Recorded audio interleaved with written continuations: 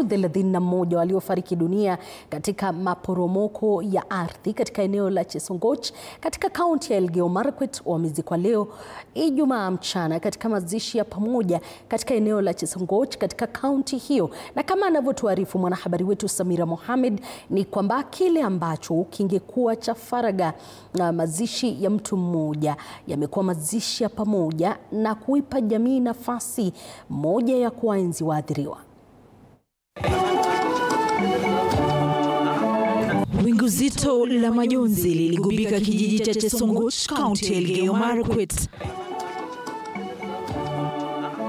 Kile ambacho kingekuwa cha faragha, mazishi ya mtu mmoja yamekuwa mazishi ya pamoja na kuipa jamii nafasi moja ya kuwaenzi waathiriwa wa maporomoko ya ardhi yaliyokumba kaunti hiyo.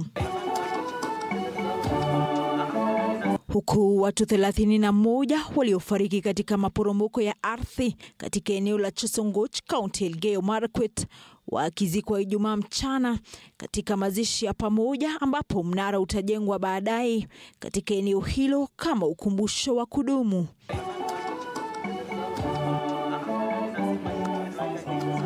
Familia za waliofariki zimeiomba serikali kuingilia kati na kuwapa msaada kufuatia mkasa huo.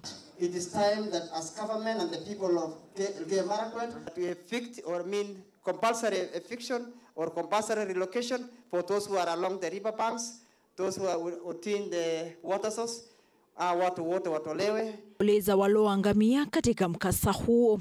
Kasisi aliyeendeleza misa ya wafu amelaumu ukosefu wa usalama katika ukanda wa Kerio Valley kuwa chanzo kikuu cha maafa hayo, huku akiitaka serikali kuimarisha usalama katika ukanda wa bonde la Kerio, akionya kuwa matokeo kama haya huenda yakaendelea endapo hatua za kudumu hazitachukuliwa.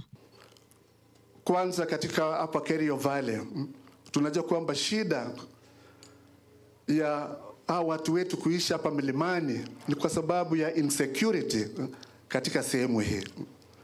Na kwa miaka mingi sana tunajua kwamba watu wengi wamekufa kwa sababu ya insecurity.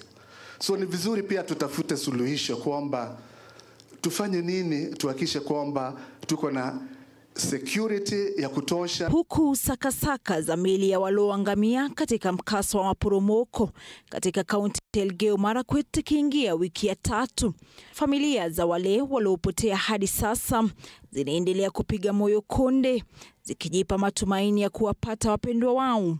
Samira Mohamed, runinga ya TV 47, Nairobi.